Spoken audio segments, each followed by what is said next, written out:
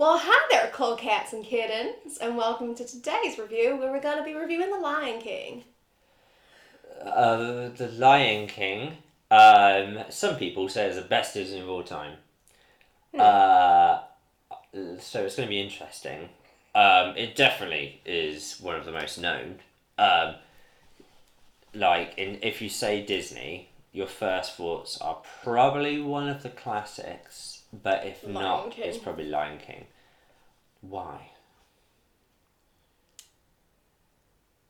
Because it's good.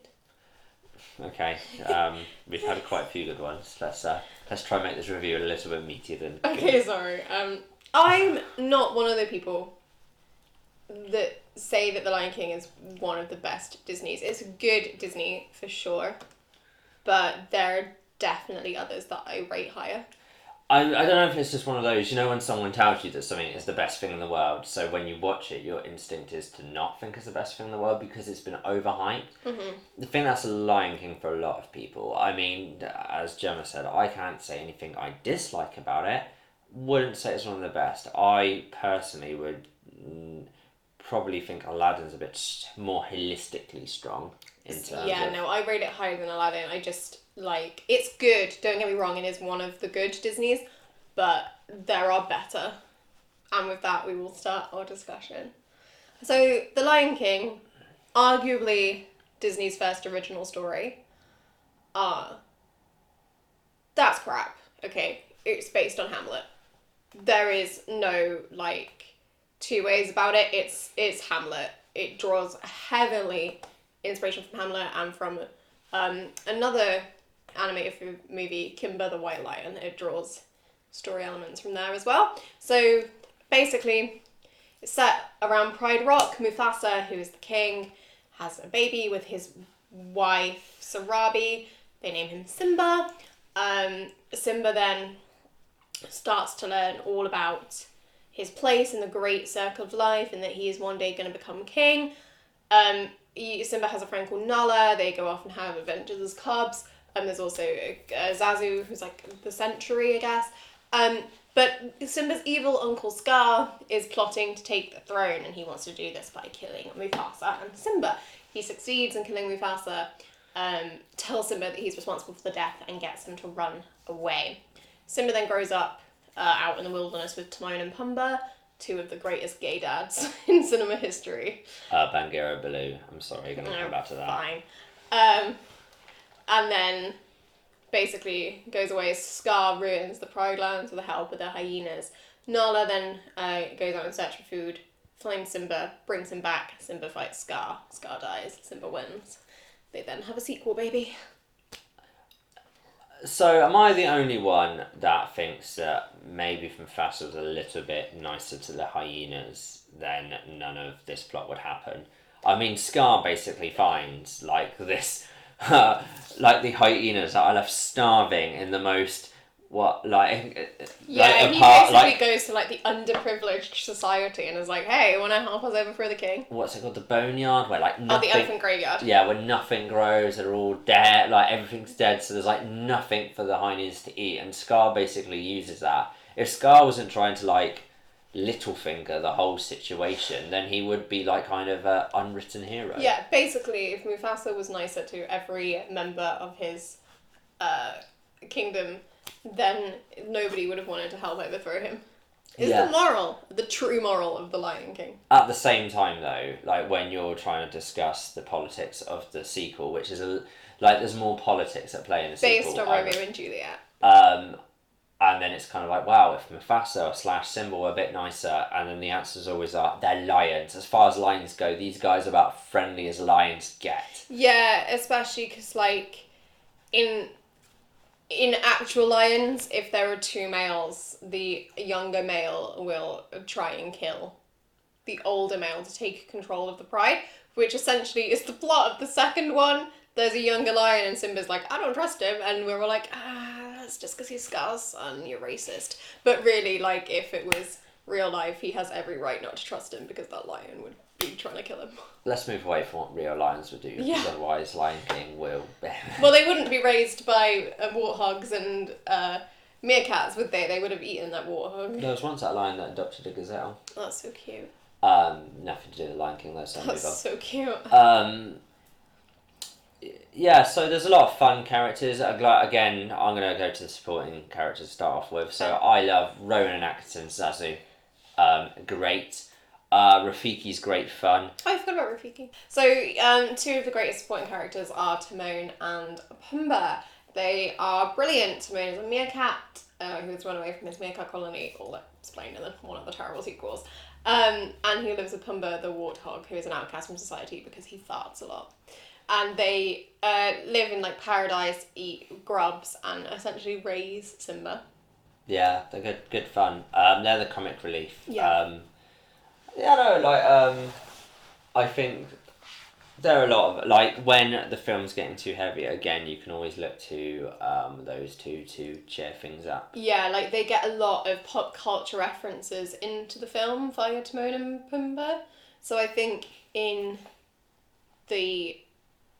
I'm trying to remember, like, what is the film and what is the musical. So in the film, they basically have to distract the hyenas, and Timon's like, what do you want us to do? Dress up in drag and do the hula? Which is what they do. In the musical, they do the river dance. Pumbaa also gets in some classic... Is it Robert De Niro Taxi Driver? He quotes, like, are you talking to me?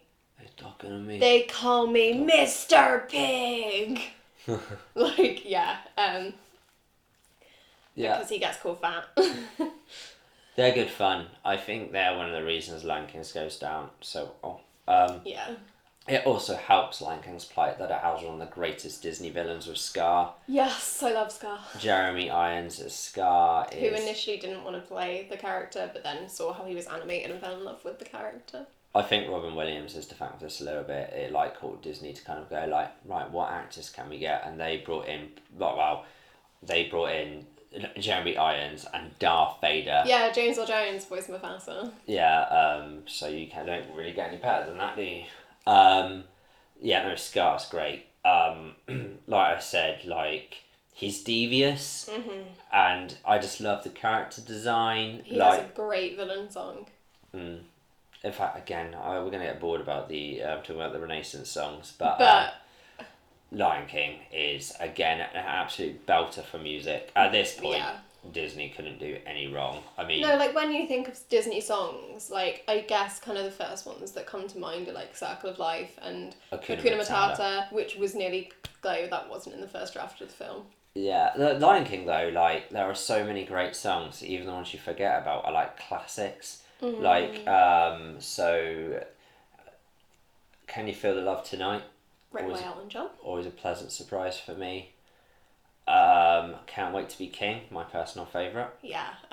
It was that, like, it's been turned into a musical. I think it was the first Disney thing to be adapted for Broadway and the West End, and it just, honestly, it holds up as a musical. Yeah. Because all the songs, again, they're all plot framing devices, they're all relevant, they all flow perfectly into the narrative. Yeah. And it's an amazing musical as well. The set design, I went to watch it in Plymouth when it toured, didn't get to see it on this Broadway, but they have people in an elephant and as giraffes, and they like make their way down through the audience onto the stage, and it is just visually stunning, as is the original film. I have a lot of issues with the remake. The original film was also very visually stunning. Yeah. Loads of great moments, like the lifting the cat up. Which has been done to every single cat in the world now. If you're drunk and you're in a cat, sorry cat, you're getting lifted up. Yeah. Just so many iconic. I like a little bit where baby Simba roars and Mufasa comes in with his own roar. In the graveyard. Yeah, that's great scene. Yeah, I know. I think we have to talk about Mufasa's death. Oh yeah, I forgot about that. It's probably one of the saddest Disney deaths. Again, yeah, it's there haven't been that many like sad moments in Disney for a long while now. Like, they seem to have eased off the trauma. Yeah. Beauty and the Beast has some sad moments, but they've definitely eased off the trauma. Not as like heart crushing as the death of Mufasa. I don't think they've had any sad moments since they tried it in Black Cauldron with Gurgi, because that just felt absolutely flat. There hasn't been any big... There hasn't been deaths of a major character that's not a villain. Yeah. Correct? I think so, yeah. Since... Or at least nothing that's meant to make you cry. Since probably Bambi. They faked it with Lady and the Tramp in Jungle Book. They did Jungle a Book, fake death. Bagheera gets injured. But there hasn't... No, Baloo. Oh, is it Baloo? There hasn't been like an all-out, though, like, the main character's parent has died since Bambi. Like, Mufasa is, like, the first, like, on-screen death of the main character's parent since Bambi's mother. And it is iconic, like, just in, like, the way that Scar goes, "Long live the king," and then drops him, and then Simba tries to wake up the sleeping... Well, yes. Hey, Dad. Sleeping corpse. Hey, Dad. Wake up, Dad. Like, oh, God. Oh. Yeah, Jesus. It's a tough one. It's heartbreaking. I think I need a fun fact after that. Okay, yeah, your fun fact for The Lion King is that, you can have two actually, it was the highest grossing hand-drawn animation of all time, still is, and it was actually animated by the B team of animators because it was in production at the same time as the next film after it, which is Pocahontas. The A team decided to animate Pocahontas because they thought that that was going to be a higher grossing film, but it wasn't. We'll get on to Pocahontas tomorrow. Yeah. Ratings?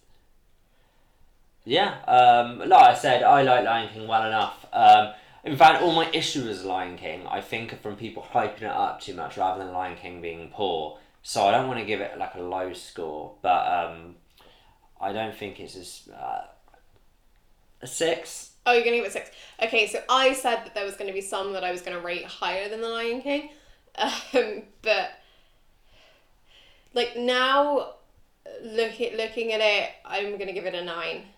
Oh, wow. I know, it was just, I was, like, started this, like, it's not one of the best. And, like, now, just talking about it, it got me really emotional. And I was like, actually, yeah, no, I do love The Lion King more than I think I do. It's just because I rewatched Lion King 2 recently, which gets, like, a 10 from me. And I was like, it's not as good as that. But maybe it is one of the greats. Maybe it is. On that note, I hope you have a magical day. Cool. Don't do it as good as you. See you next time, cool cats and kittens. Yeah, literally, it was